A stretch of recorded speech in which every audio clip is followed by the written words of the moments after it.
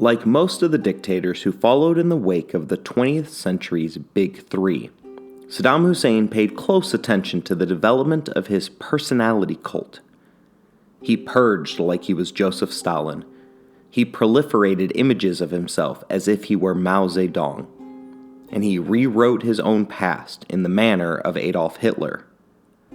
But the malignant, narcissistic Saddam took each and every aspect of his cult to the extreme. Seemingly in an effort to disprove the truism that every lie contains some truth, Saddam Hussein cultivated the myth that he was a descendant of two of the most famous figures in Iraqi history, Babylonian King Nebuchadnezzar II and Salah al-Din. Wanting to make his importance even more biblical in nature, he then went on and commissioned a Quran whose words were etched in his own blood in an attempt to confirm his claim that he was directly related to the Prophet Muhammad. During his life, posters of Saddam adorned every Iraqi bridge, public building, and storefront. Journalists worked around the clock to deify him. Movies were commissioned detailing his involvement in assassinations and purges. His son ran the national broadcast network, and everything was designed from the ground up to place Saddam in the most heroic light possible. 83 palaces were built in his honor. Teams worked diligently in a failed attempt to figure out how to revive the Gardens of Babylon, one of the ancient wonders of the world. A nearly 40-foot statue of him was erected for his 65th birthday. And as Saddam himself liked to point out, he was so beloved by his people that the government was able to report that every single one of the nation's 11.5 million eligible voters cast their ballot to re-elect him in 2003. The Iraqi people knew him by titles as the Anointed One and Glorious Leader. They saw him as a victorious general, despite the fact that his application to the military had been rejected when he was a youth.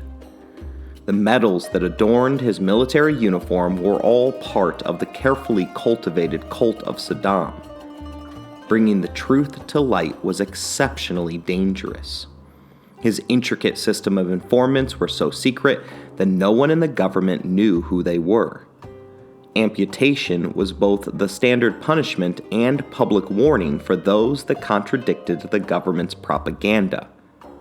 The regularity with which the Iraqi people encountered limbless victims throughout the cradle of civilization reveals Saddam's true title: the Butcher of Baghdad.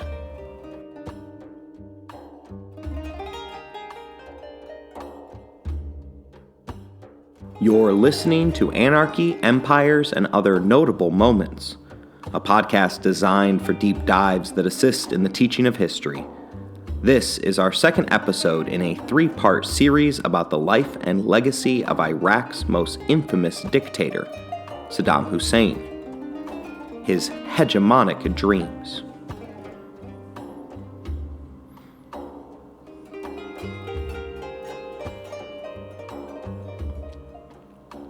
The world was deep into the Cold War when Saddam Hussein was busy building the apparatus necessary to turn Iraq into a totalitarian state. The worst political axiom of the era was that the enemy of my enemy is my friend. The Western powers were desperate to slow the global spread of Russian influence, and the Arab world revealed itself to be exceptionally effective at playing the United States against the Soviet Union. In 1972, Saddam publicly inched closer to the East when he signed a 15-year treaty of friendship and cooperation with the USSR. The US responded by covertly financing Kurdish rebels. They were joined in the effort by the Western-backed Iranian regime of the Shah Pahlavi. The Kurds had initially viewed the deputy leader as someone whom they could work with. Within a year of the Charm Offensive, they were forced to admit otherwise. Iraq's would-be leader showed his true feelings towards the Kurds when he manipulated a visiting cleric into wearing what they claimed was a recorder. That recorder was detonated only after the holy man had reached the room of the leader of the Kurds. The ensuing blast severely wounded the leader, while also resulting in another 14 killed. The 1974 Second Iraqi-Kurdish War that followed resulted in an Iraqi victory, the forced displacement of the Kurds from their oil-rich land, and a severe break in the trust between Saddam and the West. But alliances changed quickly during the Cold War. In January 1979, Iran's Shah Pahlavi fled Iran in exile, conceding the country to the Ayatollah Khomeini. The suddenness of the takeover stunned the world. Iran hadn't been viewed as a likely candidate for revolution. Their economy was in excellent shape, their people were relatively happy with their place in the world, and the nation hadn't embarked on any failing wars. Rather than the traditional triggers for a revolution, the Iranian revolution was motivated by religion. In the minds of the new caretakers of Iran, the West itself was viewed as the enemy, or Great Satan as Khomeini often put it. This was a new chapter in the Cold War, one emphasized by the Iranian revolutionary slogan of "Neither East nor West, Islamic Republic." The U.S. Embassy in Tehran was taken over by supporters of the Ayatollah in November. For the next 444 days, 52 U.S. diplomats and citizens would remain as hostages of the Islamic Republic. America was incensed at the bold act, as well as the unwillingness of the Middle Eastern nation to repent. Terms such as vengeance, blackmail, and anarchy were thrown around lightly on the nightly news. The regime was quickly labeled as terrorists, and Jimmy Carter's inability to resolve the situation directly contributed to his status as a one-term president. Suddenly, Iran became the greatest threat in the Middle East, and the U.S. pivoted back to Saddam Hussein, the man who had officially assumed the mantle of leadership 6 months after the Iranian Revolution. The U.S. was now willing to ignore its past criticism of Saddam for his treatment of the Kurds. No longer did they focus on his secret torture chambers.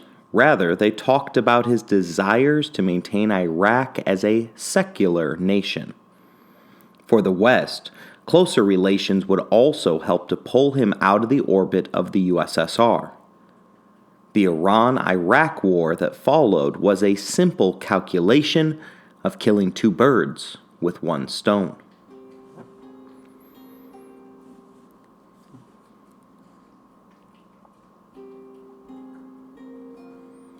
Hussein was no lover of the Ayatollah, who represented the concept of pan-Islamism, a system that directly contradicted Saddam's belief in pan-Arabism.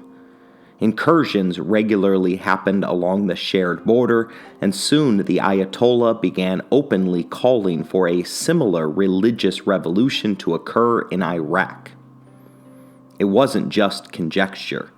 Iran pushed radio broadcasts across the border and had a hand in the attempted assassination of Iraq's deputy prime minister. Saddam's focus on rule through fear had left his regime exceptionally vulnerable. He had continued the British policy of oppressing the majority Shiite population in favor of the geographically concentrated Sunnis. His displacement of the Kurds furthermore meant that 2/3 of the country had legitimate reason to pursue a revolution. John F. Kennedy incorrectly spread the notion that the Chinese word for crisis is a combination of danger and opportunity. He used this information to remind Americans that in a crisis, one should always be aware of the danger, but recognize the opportunity of the moment. Prior to the Iranian Revolution, Iraq's economic state, as well as its military, were considered to be significantly more feeble than that of its neighbor. For comparison's sake, Iran's population and economy were 3 times larger, and its military was twice as big. The Iranian Revolution flipped the script in favor of Saddam's Iraq. Suddenly, it was Iran's economy that was in freefall, and the Ayatollah had just purged the military of its top leaders. There were now credible reports circulating of large-scale Iranian desertions. Some went so far as to describe the chaos as the total collapse of Iran.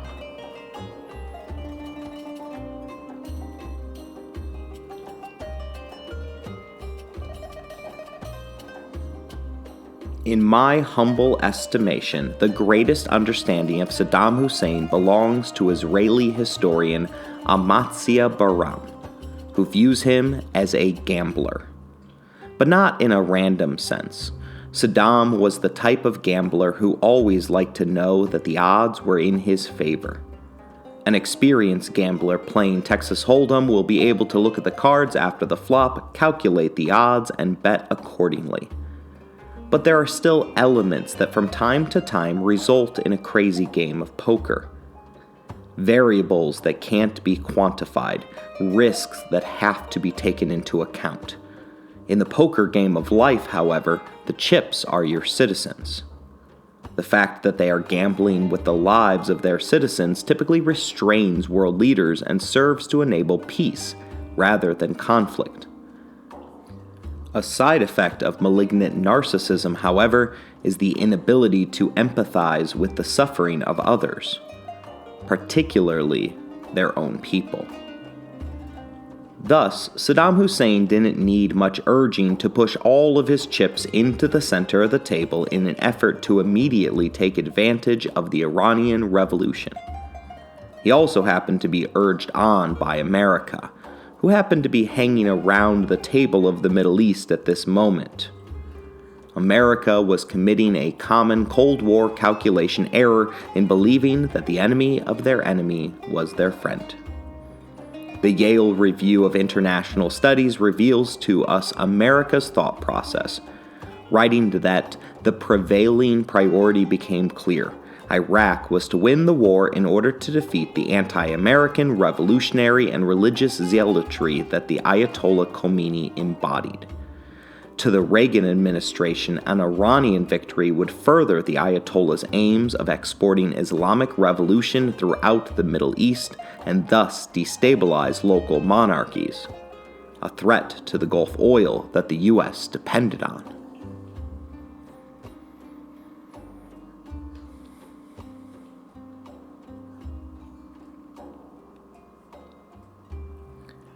Saddam officially utilized disagreements over the use of the Shatt al-Arab River that borders the two nations and declared war on the Islamic Republic of Iran on September 22, 1980. The decision to invade the Middle East's largest Shiite nation was given the private go-ahead by the Sunni regime of Saudi Arabia. Like World War I, the military operations were only assumed to require just a splendid few months, during which time Iraq would surge into the already reeling Iran, seize its oil fields, and then sue for peace, allowing them to walk away with a sizable chunk of Iran's oil wealth. Saddam's effort was largely financed by loans from fellow Persian Gulf nations, including $14 billion from Kuwait. Saddam the gambler was so sure of victory that he was willing to put up other people's money.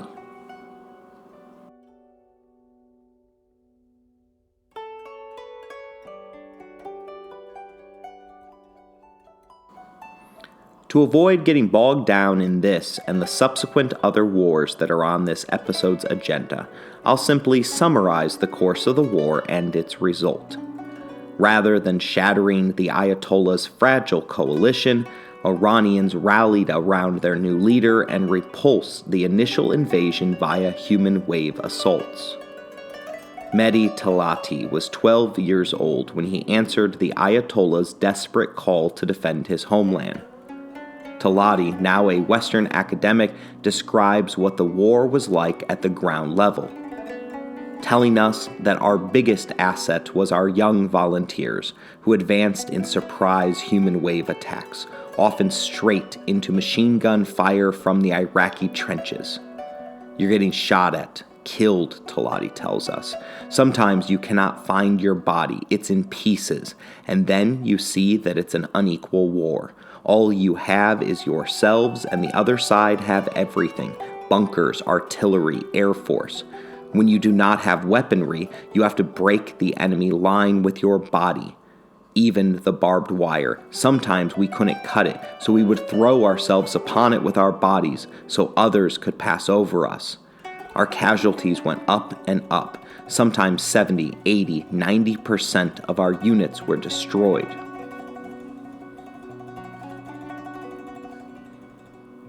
It seems that the only thing that the Iranians initially had on their side was belief, and that is belief with a capital B. They were fighting for their Ayatollah, and spiritually through him, Allah. The concepts of martyrdom are as deeply rooted in Islam as they are in Christianity, and most interpretations of the Quran confirm that death in service to Islam is rewarded with eternal life. Khomeini regularly encouraged martyrdom throughout his rule. In 1978, he told his followers that our movement is but a fragile plant. It needs the blood of martyrs to help it grow into a towering tree. Statues were even erected in the hometowns of non-Muslims who martyred themselves during the Iraq War, including Mehrdad Navarand, who deliberately crashed his jet into a column of Iraqi tanks. The Ayatollah also praised the sacrifice of Mohammad Hossein Fahmed, a 13-year-old boy who strapped an explosive vest onto his body and ran beneath an Iraqi tank. Talati, the 15-year-old boy at this time, clearly exemplified this mindset. After all, he once offered to his commanders to clear a minefield by running through it.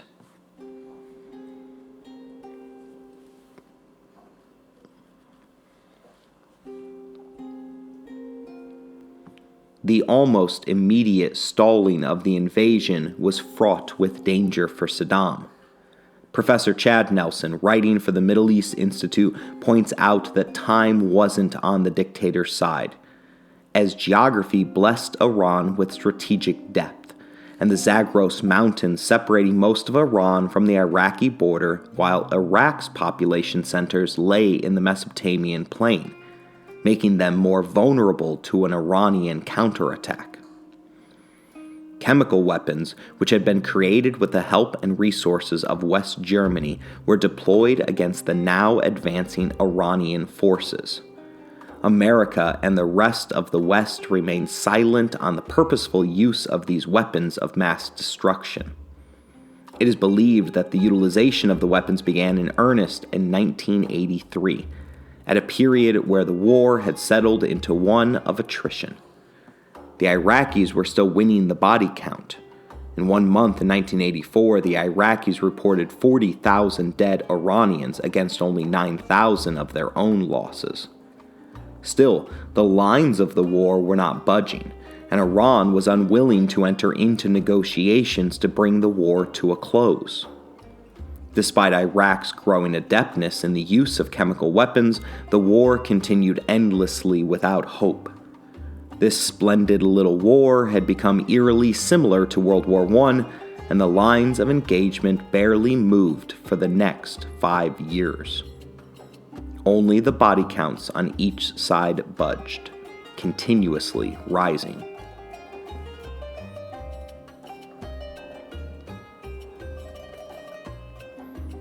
The two sides agreed to a United Nations ceasefire, and then peace on August 20th, 1988. The Yale Review of International Studies sums up the war for us by stating that the severity of the conflict that followed cannot be understated. The Iran-Iraq War lasted 8 long years, and an estimated 500,000 Iraqis and Iranians died. Battles transpired in the brutal fashion of World War I. Soldiers fired from trenches lined with barbed wire, and human wave attacks with clashing bayonets resulted in massive casualties. Chemical weapons, too, were employed. Iraq made extensive use of mustard gas and possibly other nerve agents as weapons against Iranian forces, at times even on its own cities. It was a war without winners, and the conflict has been described as one of the bloodiest regional struggles of a hideously bloody century. According to historian Hala Fatah, the Iran-Iraq War was the longest and costliest war ever fought between two countries.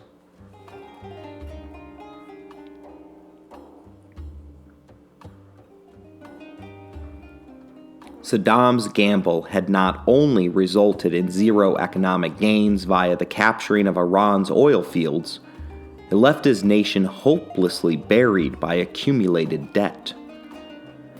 Iranian bombing, as well as simultaneous stealth Israeli assaults on Iraq's burgeoning nuclear weapons program, meant that Saddam had to mobilize the economy for a post-war reconstruction. Coming off of a humiliating military defeat in a nation whose history was filled with military coups d'etats, he was in no position to cut social services or raise taxes on his people. Worse, no one in the international community was going to loan him the necessary funds, considering that he already had outsized multi-billion-dollar debts to repay. Let's return for a moment to what Israeli historian Amzitzia Baram, who described Saddam as a gambler, said. Despite having just gambled and losing big on the Iran-Iraq war, he was about to double down and invade Kuwait. Baram explains that like all compulsive gamblers, he thinks that maybe he lost last time, but he's going to gain everything back this time, and even more. The war with Iran was meant to make Iraq the unquestioned hegemonic power of the Middle East. Through his actions, Saddam had chosen to side with the Americans in the Cold War. Somewhat surprisingly, the USSR had condemned his actions regarding Iran and remained neutral throughout the conflict. As the war turned against him, however, Saddam came to the realization that rather than an equal partner, he had unwittingly played the part of a pawn for the West.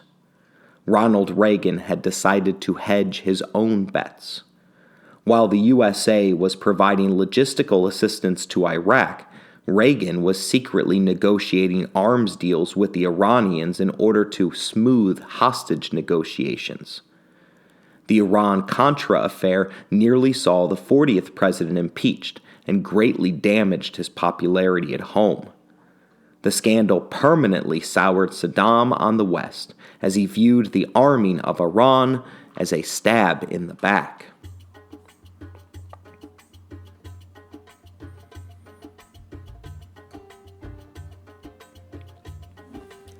Like all narcissists, Saddam had the ability to convince himself of his own lies. Although he had initially invaded Iran for his own financial gain, he tried to sell the story to his financial backers that he had fought the war purely on their behalf. For that reason, he felt as though he didn't need to repay back the billions of dollars of debt that Iraq had become burdened with. The argument fell on deaf ears when he first tried it with Kuwait. This small Gulf nation had done more than just fund the war. Throughout the conflict, Kuwait had operated as Iraq's primary port and had suffered repeated bombings for their backing of Iraq. For this and other reasons, Kuwait unequivocally refused to forgive Saddam's debt. Simon Hinrichsen of the London School of Economics speaks on the issue, reminding us that in 1979, before the war, Iraq was a net creditor to the world due to its large oil reserves and lack of external debt. 15 years later, its government debt to GDP was over 1,000%, with few assets to speak of. Just as it had been when he rose to power, oil was the only tool that Saddam had at his disposal to raise enough funds to pay Iraq's debts. But Kuwait continually got in the way of those efforts. Behind the scenes, Saddam tried with all his diplomatic might to push OPEC into an artificial reduction of oil, which would in turn skyrocket prices, allowing the Iraqi economy to rebound. Kuwait, however, refused to collude, and without their support, OPEC was unable to achieve consensus. To the contrary of Iraq's desires, the price of oil declined during this interwar period. Every dollar that the price declined amounted to roughly $1 billion less dollars in Iraq's coffers. Hinrichsen puts it all in perspective, pointedly stating that Iraq emerged from the Iran-Iraq War a country in crisis. After 10 years of conflict, Iraqi external debt was a staggering $86 billion. In less than 10 years, the country had gone from being a net creditor to a net debtor, with a debt-to-GDP ratio of 278%. Debt service in 1989 was more than half of Iraqi's oil revenues. In 1990, Saddam, a compulsive gambler way over his head in debt with no way out, decided to take a shortcut regarding repayment. His logic ran along these lines. If Iraq owned Kuwait, then it would be in a position to forgive its own debt. There still needed to be a casus belli, or justification for attacking a sovereign nation.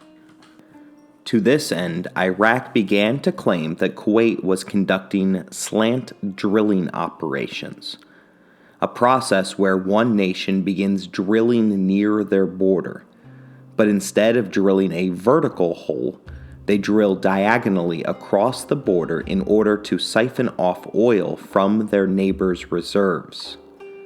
This, rather than the outstanding debt, would serve as Iraq's public pretext for war. The invasion of Kuwait began at 2 o'clock in the morning on August 2nd. It potentially could have been prevented if the U.S. had made their stance on the conflict clear. Saddam, who had been serving as an asset for America for more than 30 years at this point in time, put out feelers regarding the war and received the following answer from a back channel with their American ambassador. The response was vague, with the ambassador stating that the U.S.'s opinion was to not have an opinion on Arab-Arab conflicts.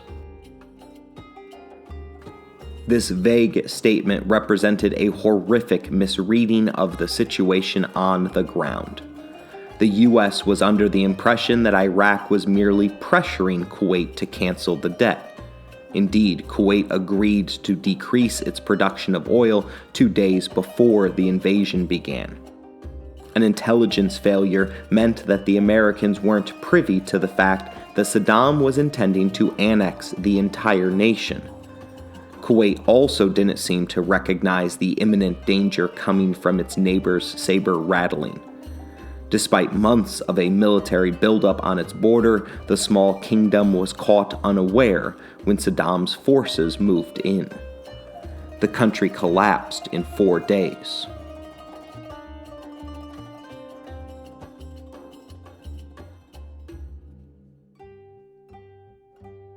One of the loudest oppositional voices to the invasion was Saudi Arabia's Osama Bin Laden. The two men despised each other just as much as each individually hated the United States. Saudi Arabia watched the events unfold and became convinced that they were the next in line to be invaded by Iraq. It isn't hard to fathom how they came to this conclusion. In less than 10 years, Saddam had invaded 2 of his neighbors in order to steal their oil fields. Additionally, Saudi Arabia had financed the second largest amount of loans for the Iran war. Bin Laden, who was arriving home with the momentum that comes from waging a victorious war against the Soviet Union in Afghanistan, began to loudly rally the kingdom against Saddam. He promised 100,000 mujahideen, war-hardened Afghan holy warriors, to be used to finish off the Butcher of Baghdad once and for all. His offer was refused. Saudi Arabia had decided to turn to the United States of America for their safety and salvation. This event was one of the most significant in what was a long list of bin Laden's grievances towards the West.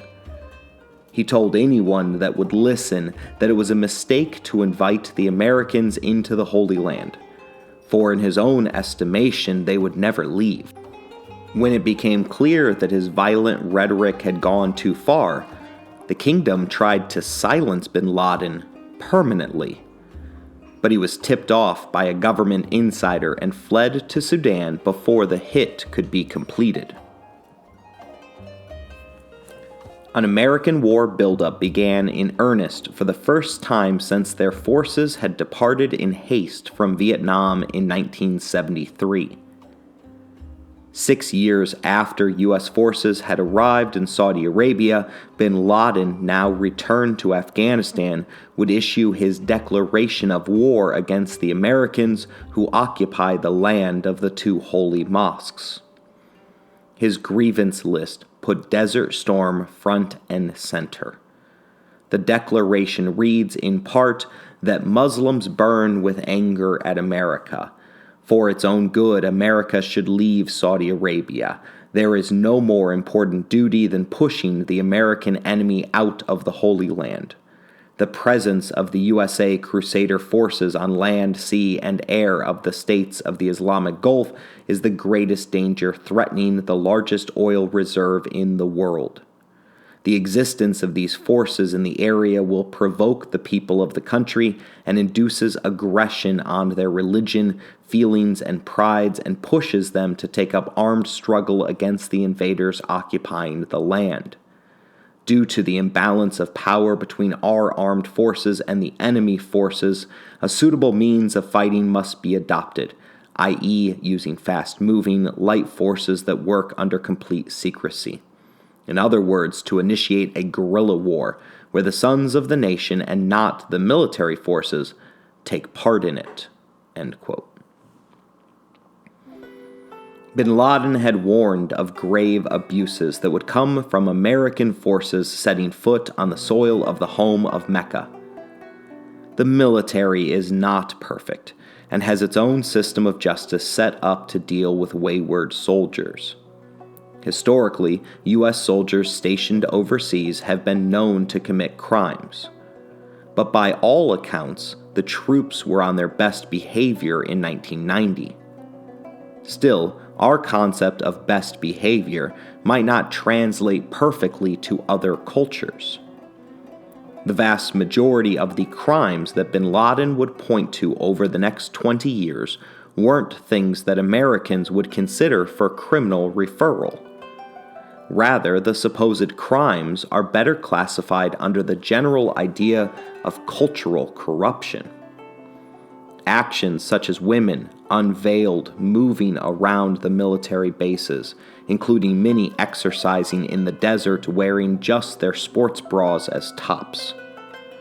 U.S. soldiers would interact with local children, sometimes letting them listen to American music or passing off cigarettes or adult magazines. As in every theater of war, 99% of the troops are going to handle their job as professionally as possible. But we all have those days where we let something slip that we know we probably shouldn't have. Despite bin Laden's ranting, there wasn't an immediate increase in anti-Americanism or anti-Western thought in the immediate shadow of the defensive buildup of forces. While the number of international terrorist attacks in the Middle East did increase from 65 in 1990 to 79 in 1991, most could be explained by a significant increase of violence in Lebanon. Nations like Egypt, which supported the anti-Iraq coalition, expected an increase in terrorism to occur, but had none to deal with during the first war of the Americans' arrival. In fact, the vast majority of the Middle East supported Desert Shield and what would later become known as Desert Storm. 36 nations joined the coalition, including 12 nations whose majority populations were Islamic. Even Afghanistan joined the coalition with 300 Mujahideen soldiers. Saddam, a believer in pan-Arabism, had managed to successfully unite the Arab world against himself.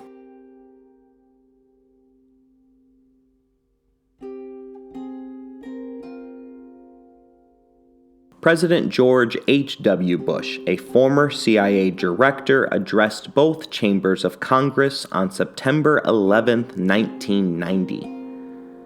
He warned that, quote, vital issues of principle are at stake. Saddam Hussein is literally trying to wipe a country off the face of the earth. We do not exaggerate, nor do we exaggerate when we say Saddam Hussein will fail. Vital economic interests are at risk as well. Iraq itself controls some 10% of the world's proven oil reserves. Iraq plus Kuwait controls twice that. An Iraq permitted to swallow Kuwait would have the economic and military power as well as the arrogance to intimidate and coerce its neighbors. Neighbors who control the lion's share of the world's remaining oil reserves. We cannot permit a resource so vital to be dominated by one so ruthless. The president proclaimed before concluding with the words, "And we won't permit it." Once the shield was set up for Saudi Arabia, it was time to extract Iraq from Kuwait. Sanctions were immediately levied, and the United Nations passed a measure on November 29, 1990, that gave Saddam an ultimatum to withdraw all of his forces from Kuwait by January 15, 1991. I was 10 years old at the time of the invasion, and can recall the build-up to war as a huge deal. After Vietnam, the United States had done everything that it could to avoid a full-scale war. While the Cold War had been filled with proxy fights, assassinations, and meddling of the worst kind, we had refused to openly commit troops. Likewise, we were being told that Saddam Hussein controlled one of the most powerful armies in the world. His elite special forces, the Republican Guard, were made out to be some sort of elite Sith army that a 10-year-old could only understand by placing it in the context of Star Wars. I still remember saving each inset from my dad's Time magazines, which showed the difference in military equipment between the coalition forces and Iraq's. 2 days after the UN ultimatum had passed, those forces would be tested against each other.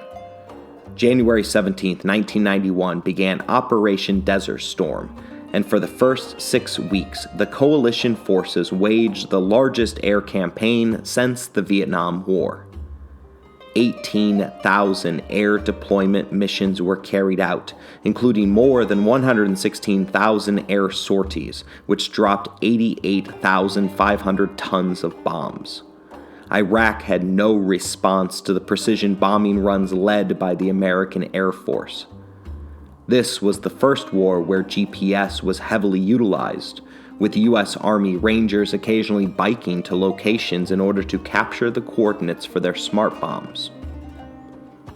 Iraq, on the other hand, had no such thing as a smart bomb. They attempted to split the Arab members of the coalition from their Western allies by regularly launching Scud missiles towards Israel. The thought was that Islamic states would rather pull out of the war effort than to be on the same side as Israel. At the behest of the US, Israel remained on the sidelines. But that isn't to say that they weren't affected. The LA Times reported that Israel had been struck by more than 30 Scud missiles, resulting in 4 fatalities. Half of the population of Tel Aviv had to leave their homes, closing their schools and offices. In the Times' words, Israel was traumatized and terrorized. Still, in the analysis provided, it is revealed that Hussein's grand miscalculation in Kuwait and his resulting inability to launch massive barrages of missiles on Israel have kept the Israeli nuclear bomb under wraps.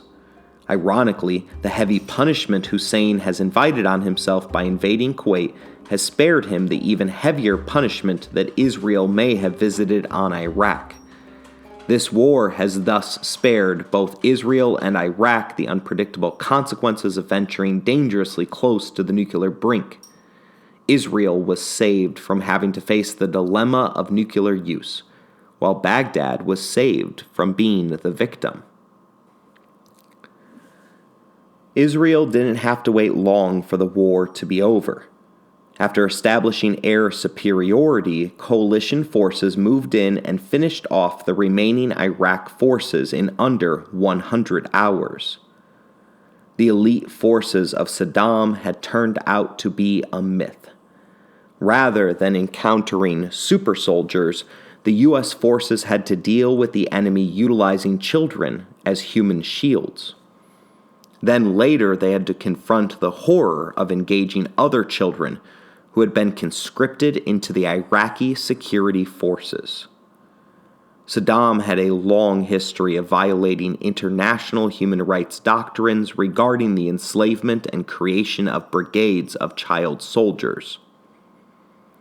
A ceasefire was called for February 28th, the day after coalition forces created a corridor that history now refers to as the Highway of Death.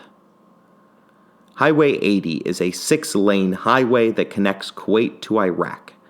The Iraqi forces were in full-scale retreat when the U.S. Marine Corps took out the front of a massive caravan.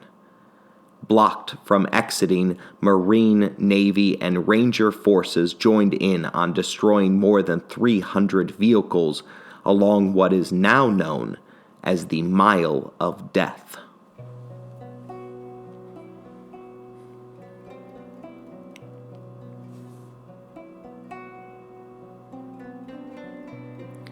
The military operations that led to the liberation of Kuwait were so successful that many politicians encouraged the U.S. to push past its original mandate in order to invade and depose Saddam Hussein once and for all. President Bush, however, showed restraint. In 1998, the former president penned a Time magazine article with Brent Scowcroft justifying his decision.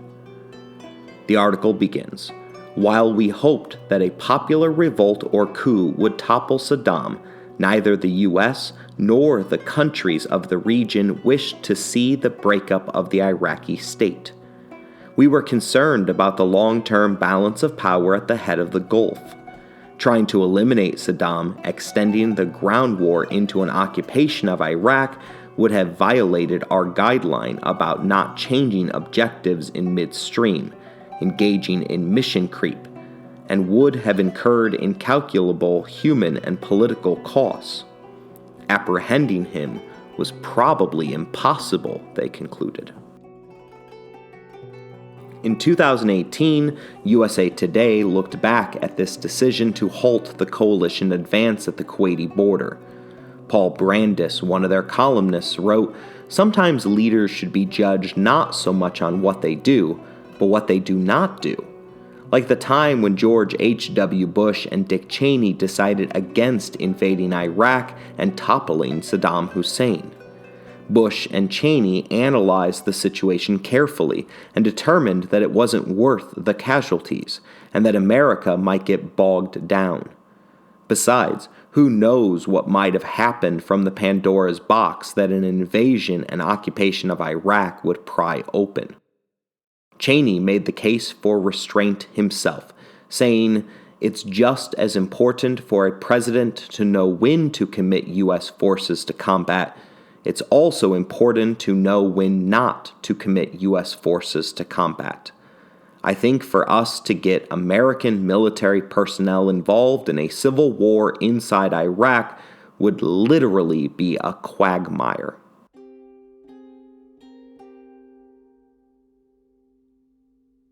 Instead, the U.S. placed sanctions on Iraq which were designed to prevent Saddam Hussein from ever again threatening a neighbor. Of particular importance was their design to halt Saddam's weapons of mass destruction program. We know for a fact that Iraq utilized chemical weapons in their war with Iran. Many believe that he did so again during the Gulf War. 200,000, or 1 out of every 3 troops deployed, suffer from what is now referred to as Gulf War syndrome. The undeterminable disease results in chronic suffering from a variety of symptoms, such as fatigue, headaches, joint pain, indigestion, insomnia, dizziness, respiratory disorders, and memory problems. Chemical weapons are one possible culprit for the syndrome. The exhaust fumes from oil well fires, which were set as Saddam's orders by Iraqis retreating from Kuwait, is another possible explanation for the suffering of America's troops. Still, there are plenty who suspect that the Army's own burn pits may have caused the harm. The lack of clarity regarding the cause of Gulf War syndrome has made the process of claiming benefits extremely frustrating for veterans of the war.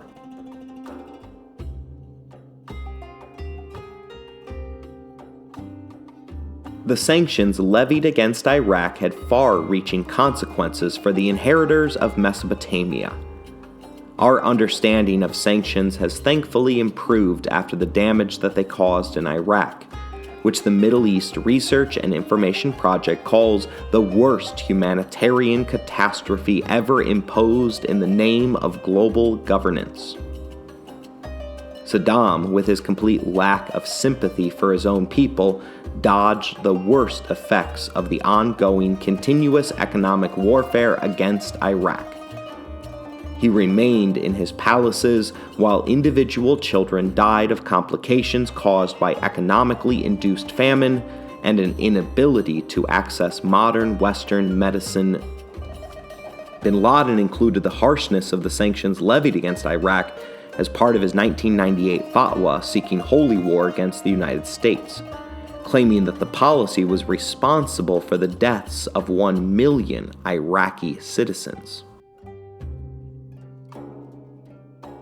The 1995 Oil for Food Amendment was an attempt to alleviate some of the damage that the sanctions had on Iraq, but it only further enabled Saddam to maintain a lofty lifestyle at the expense of his own people.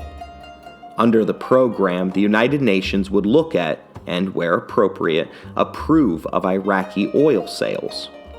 The profits from these sales would then be assigned to designate accounts which were to be used to provide for the basic needs of the people.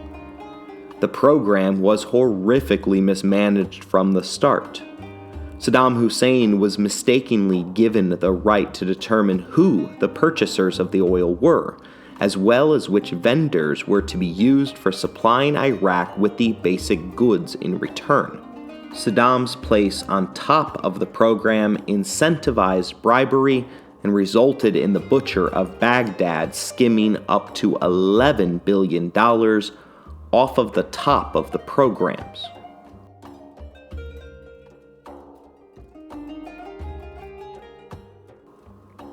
The severity of the sanctions was justified by the hope that they would encourage an uprising for change. Those uprisings occurred, but were never materially supported enough to succeed. In 1991, rebellions by Kurds and Shiites, the two most oppressed groups in Saddam's Iraq, resulted in somewhere between 100,000 and 180,000 deaths. Intermittent missile strikes in the 90s swatted Saddam's hand, but there was little effort in bringing about his removal from office. In 2002, the European Union pushed the Commission for Human Rights to sign off on the verdict that a decade of sanctions had resulted in absolutely no improvement regarding human rights in Iraq. Furthermore, the statement laid systematic, widespread, and grave violations of international humanitarian law at the feet of Saddam Hussein. This conclusion was enough for George W. Bush, the presidential son of George H.W. Bush, to pursue the Second Persian Gulf War in 2003. Bush began the war on terror after Osama bin Laden had orchestrated the 9/11 attacks, which killed more than 3,000 Americans. Within hours, the security community firmly stated their conclusion that bin Laden had orchestrated the attacks from his base in Afghanistan. From the moment that the president was made aware of the assault, which happened to be while he was reading a book to elementary students in Florida, Bush's focus seemed to be locked in on finishing the work in Iraq that his father had started. Bruce Riddell was on the staff of the National Security Council on 9/11. 2 days after the attack, he wrote contemporaneous notes regarding a phone call with British Prime Minister Tony Blair. The Prime Minister was dismayed and called Riddell for clarification. During the phone call, President Bush had gleefully volunteered that he planned to hit Iraq soon. A week after the attack, the president met the Saudi ambassador to begin planning for Desert Storm 2. Riddell made note that the president clearly thinks Iraq must be behind this. The bombs began falling over Baghdad during the night of March 21, 2003, in an operation that was sickeningly named Shock and Awe. George W. Bush would go on to finish the work of his father by invading Mesopotamia, capturing Saddam Hussein, and serving as observer to his execution on December 30th, 2006. We'll examine those events, plus Saddam's legacy, in our next episode.